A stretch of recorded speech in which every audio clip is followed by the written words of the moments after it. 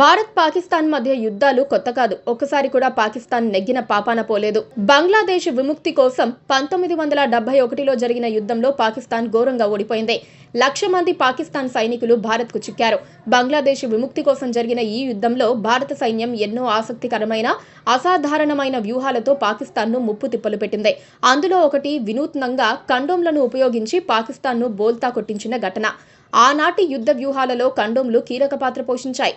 భారత నావికాదళం, సైన్యం రెండు విభిన్న సందర్భాల్లో కండోమ్లను వినూత్నంగా ఉపయోగించాయి.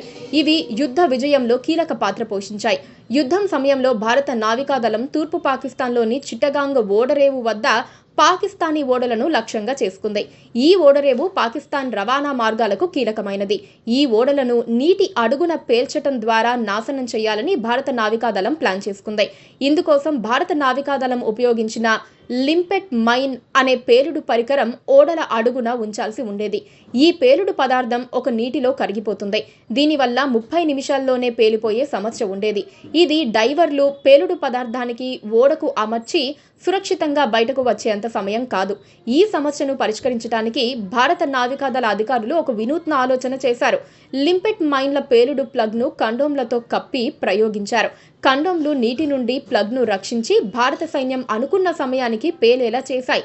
ఈ ఆపరేషన్లో భాగంగా డైవర్లు 5 నుంచి 10 కిలోమీటర్ల దూరం ఈత కొట్టడానికి శిక్షణ పొందారు. ప్రతి డైవర్ 4 నుంచి 5 పేలుడు పదార్థాలను తన శరీరానికి కట్టుకొని పాకిస్తానీ ఓడల అడుగున అమర్చారు.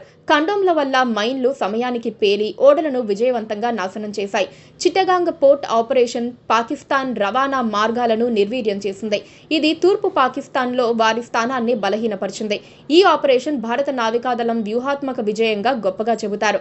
ఆపరేషన్ సీసైట్ లేదా ఆపరేషన్ ఎక్స్ అనే పేరుతో పిలిచారు. అప్పట్లో కండోమ్ల భారీ ఆర్డర్లు నావికాదళ ఉన్నతాధికారులలో కూడా ఆందోళన కలిగించాయి.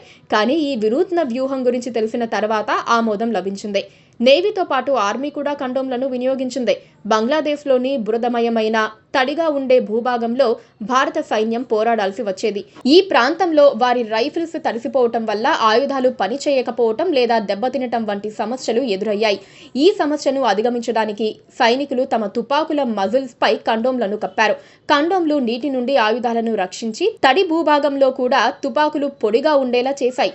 ఈ విధానం సైనికులకు యుద్ధంలో నమ్మకమైన ఆయుధాలను అందుబాటులో ఉంచడంలో సహాయపడింది. ఈ తెలివైన వ్యూహం సైనికుల ఆయుధాలను సమర్థవంతంగా ఉపయోగించడానికి వీలు కల్పించింది. 1971 భారత్ పాకిస్తాన్ యుద్ధంలో కండోమ్ల ఉపయోగం ఒక అసాధారణ, ఆసక్తికరమైన ఘటన.